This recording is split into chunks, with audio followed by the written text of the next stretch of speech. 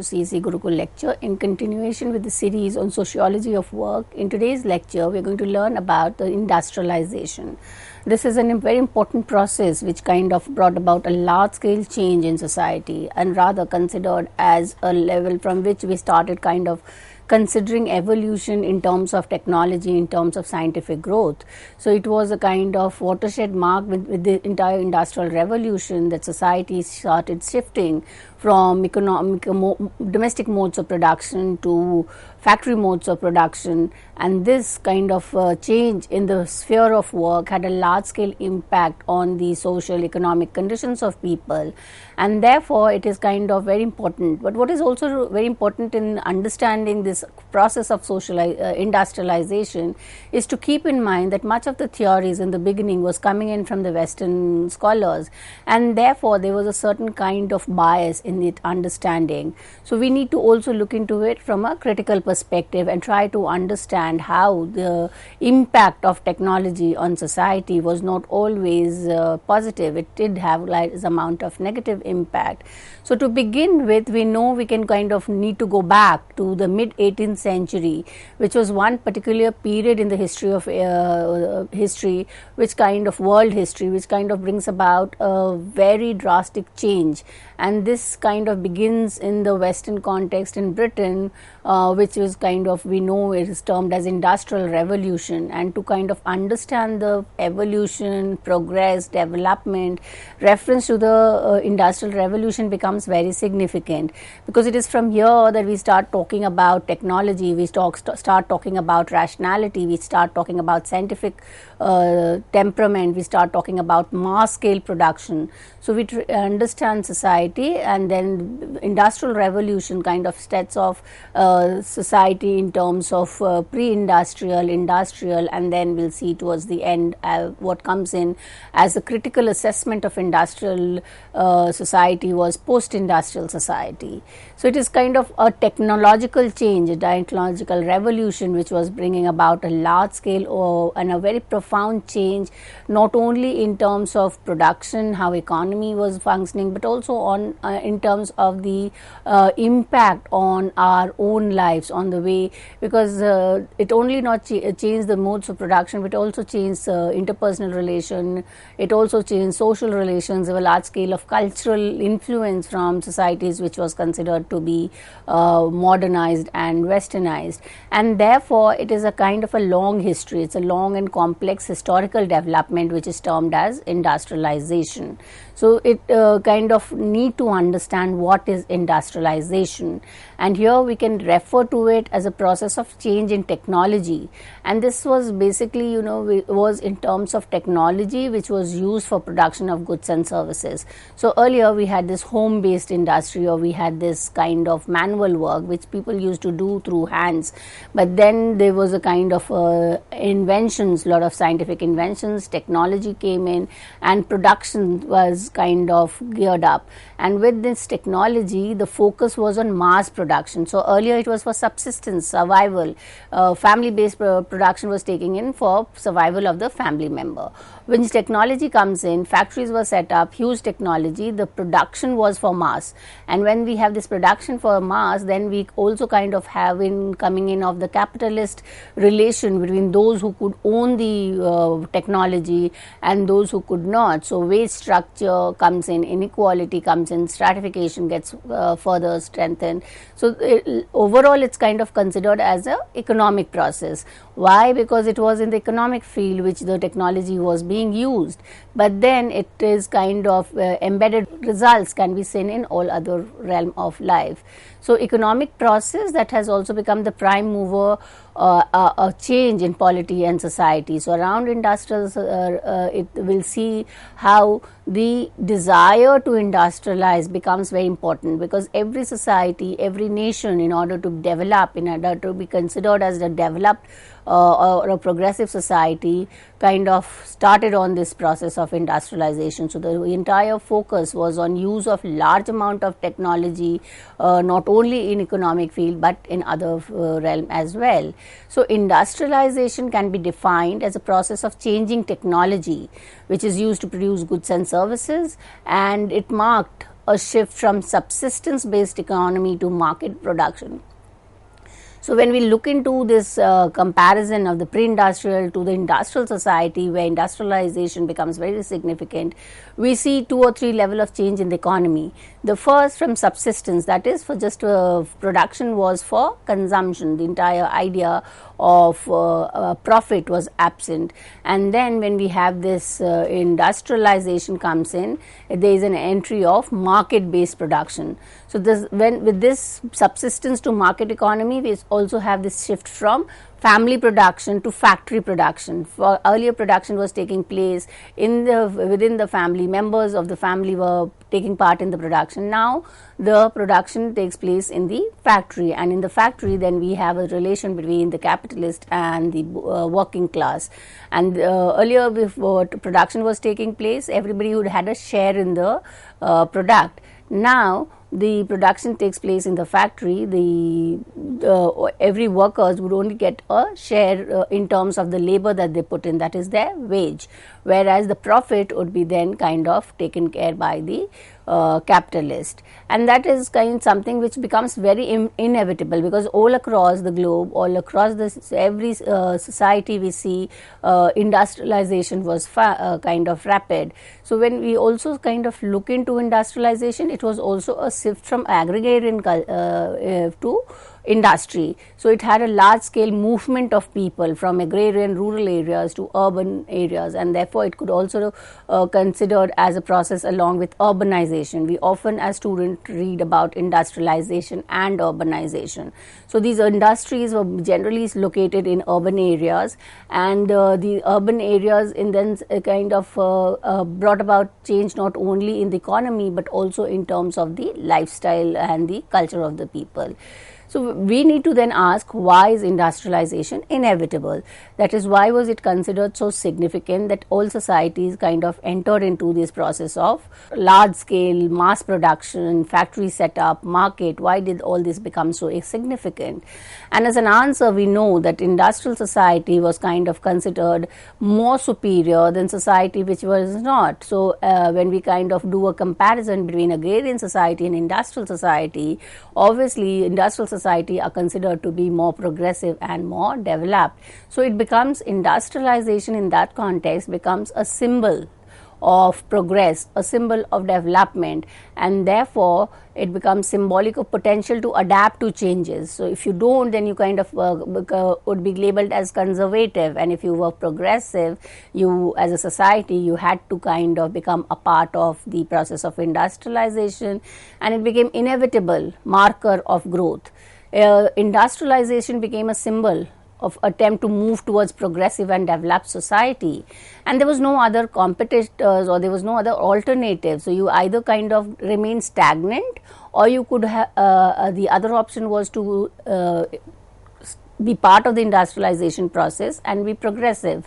So obviously most society, rather all society, kind of considered the process as inevitable.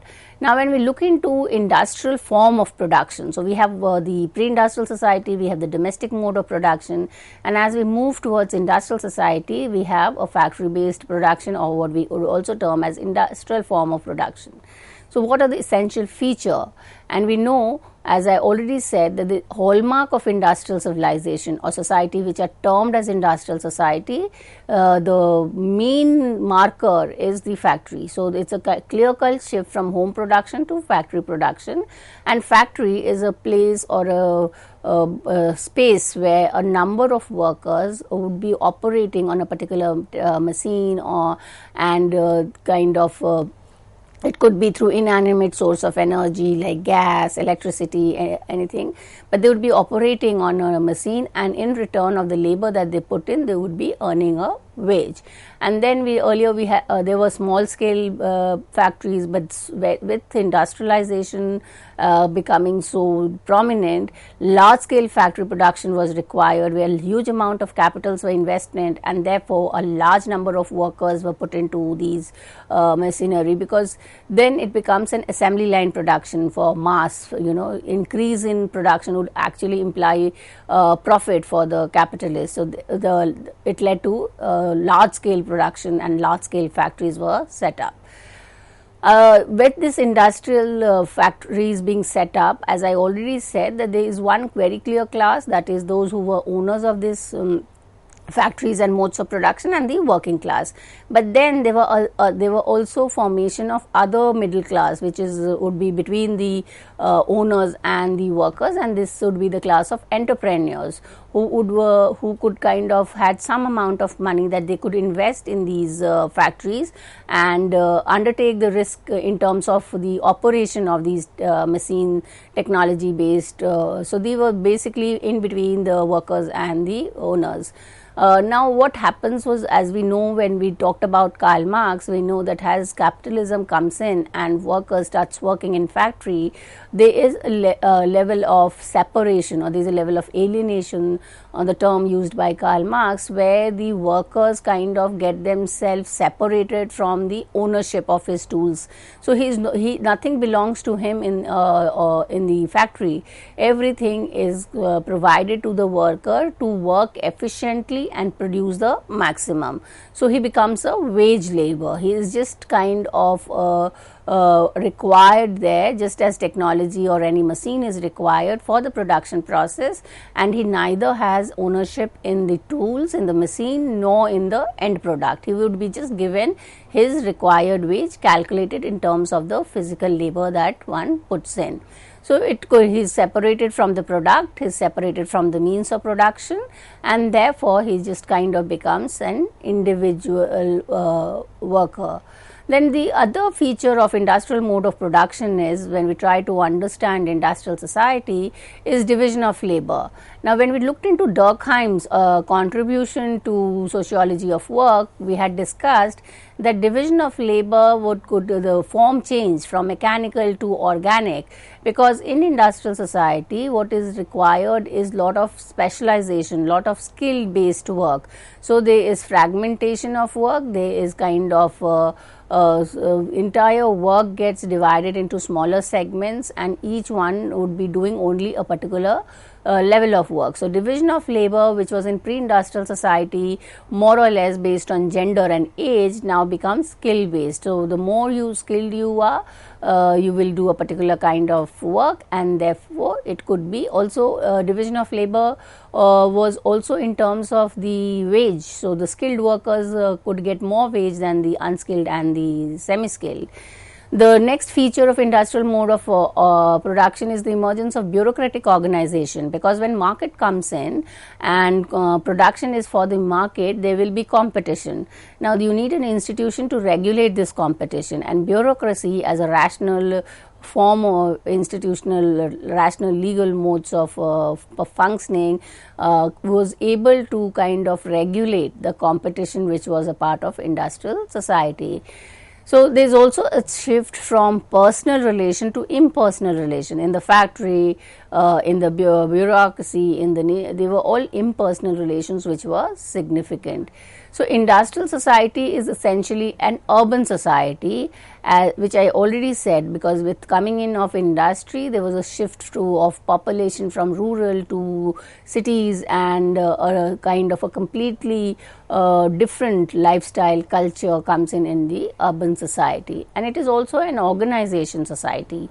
Why organization? Because we see bureaucracy, bureaucratic organization, there were different forms of non-voluntary organization as civil society would emerge. So everything is kind of organized around rational scientific thinking.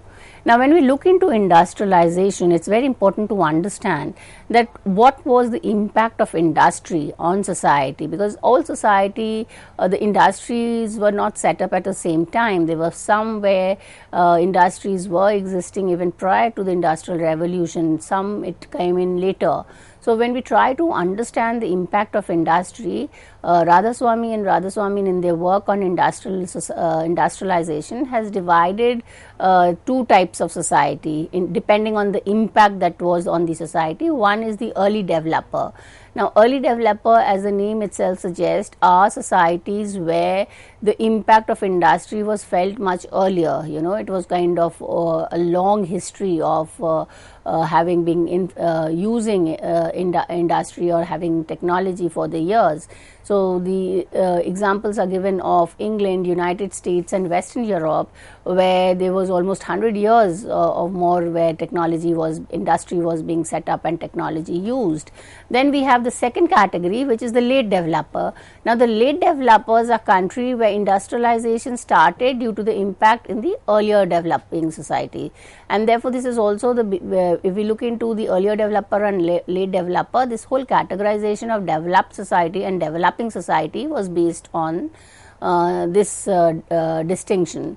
So when we look into India and try to understand how do we place India in terms of the impact of industry, do we put it in early developer or as late developer, and therefore we need to critically look into the theories coming in from the West, where India would be put in the late developers. But when we look into our own sociology of work and realize that India cannot be considered as a part of the late developer, because in India industrialization was more than a century old. It was happened even much earlier than it happened in many parts of the other Western country, and it had its own path of industrialization. It already had the elements or the features of industrialism as highly refined craft skills, production for market, tradition of urban life. All these had existed in India in much earlier time. So it would be kind of, India is one example where it does not fit into this clear-cut dichotomy between the early and the late developer. So when we look into industrialization, we need to kind of understand the implication of industrialization. When this process comes in, when technology starts impacting society, and some society are able to progress or develop more than the other, the first implication was the categorization of classification of society into developing and the developed. As I already said, the earlier developers would be society where the impact was more strong and transformation was more large scale, and these were kind of documented, and therefore they were kind of labeled as developed society. And those who were in the late developer or who were still kind of absorbing the impact of the industry were categorized as developed society. The second implication of industrialization is the political divide between the free market economy of the West and Soviet time economy system. So it kind of also kind of led into the distinction in terms of whether the market was regulated or competition was free. So we had this kind of divide between the liberal economy and the socialist kind of economy. So this was also the outcome of the process of industrialization. Now, in order to understand the process of industrialization, we need to answer this question, because most of the theories which comes in from the Western scholars would assert that industrialization was universal. It was a uniform process, kind of the impact of industry was more or less similar in all country, irrespective of their cultural background, irrespective of their social background. So when we try to understand this industrialization as a universal phenomena or a universal the argument or the thinkers who have given this are known as the convergence thesis or convergence theory, and they would argue that after a point of time all society would converge, and the end result would be then kind of defined as industrialism. So these the kind of things which we need to kind of keep in mind when we look into industrialization as a universal phenomena, because we can there ought to be fundamental difference when we look into the social structure between United States and Soviet Russia. So the economy is different, the social structure is different, the ideology is different, and therefore the process could not be same. So we can kind of understand this impact because it's a long process. It's kind of not a very overnight revolution that is taking place. It's for centuries that the change is taking place. Authors have divided the impact of industry in terms of phase. So the first phase is when industrialization as a process kind of starts and goes, and then the end result, which I said when all industry would kind of converge and have similar features, it would be then kind of the second stage or the final stage, which is termed as industrialism, where the argument is that the consequence of industrialism would be universal. Now, when we try to understand industrialization as a process, the thinkers have kind of made a distinction between the preconditions. Preconditions in the sense, what were the available nature of society which supported the process of industrialization, and the second is consequence. So, what happened post once the industries comes in, technology comes in, how does the society kind of change, or what are the changes which one can observe in society. There is not much difference between preconditions and consequences, but this is just kind of done in order to have a theoretical understanding on of the process of industrialization. So, industrialization, as we have started off, was a process of change which kind of facilitated by existence of certain conditions, and it will have large amount of impact or consequences. And industrialism, it's very important to make a distinction between industrialization and industrialism. Industrialization is a process. So, the technology comes in, factories were set up, it kind of brings about a process of change.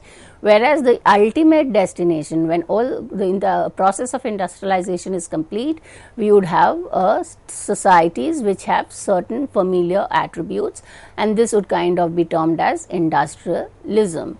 So, they kind of was all a theory of change and social transformation. Let us now look into the preconditions of industrialization. And the first precondition is the basic availability of raw material, because industrialization was a process of manufacturing, large scale manufacturing of product. So, you need raw materials which is required. Now, if the raw material is not existing in one particular country, it does not imply that industrialization will not take place. It would only be that the country would have to import from where it is available. For instance, Japan is a completely an industrialized country, but much of the raw material it imports from the western countries, and therefore it is the largest producer of steel, automobile and heavy machinery in the world. So, either you can the raw material is existing, or you have the capacity to purchase it from other country. The second preconditions is availability of capital for investment. So, capital has to be available for investment, in else how will large scale production take place. The third and the most important is the existence of committed labor force. Now, there is a theory by Moore and others on commitment, where the workers have to be committed to the industrial workforce. So, here personal relation, culture, traditional setup were considered as hindrance to commitment. Most important, as we began with the understanding of industrialization, is the existence of a market where exchange of products can take place, and then you also need a consensus. People have to be accepting that production has to take place, and it is for the beneficial of the society. Now, when we look into the consequences, it says that industrialization has led to a diamond shape of work structure. Why a diamond shape? Because very few are there in the skilled at the level on the top, and a very few of them at the bottom, which is unskilled. So, the skill structure of industrial society is bulged, or the maximum in the center, and therefore it is referred as a diamond shape. Now, we know when industrialization happened, the large scale interpersonal relations started changing. There was a shift from kind of individualism. People started considering themselves only for their own the community feeling declined. So, we have the theory from Jeminskaf to Jesselskaf, that is from community to association. Hierarchy, stratification, inequality becomes more stringent. The workplace is a commercial place. So, work where you are doing is an exchange of labor for wages, and there is no kind of a personal relation that will be affecting. So, there is a clear dichotomy between the domestic space, which is personal space, and the public space, which is for work.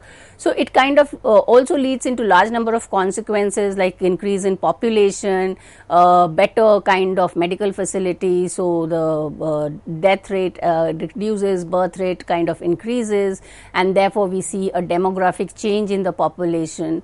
So, when we try to understand industrialization as a process, we need to look into the impact of industry, and also look into the whole idea how structure culture and other element are kind of embedded, they are interrelated, and how it leads to kind of a transformation in the overall process or in overall structure of the society. So, with this understanding of industrialization as process of large scale change, technological change in the economy having wide impact on society and culture is significant part of the series on sociology of work. Thank you.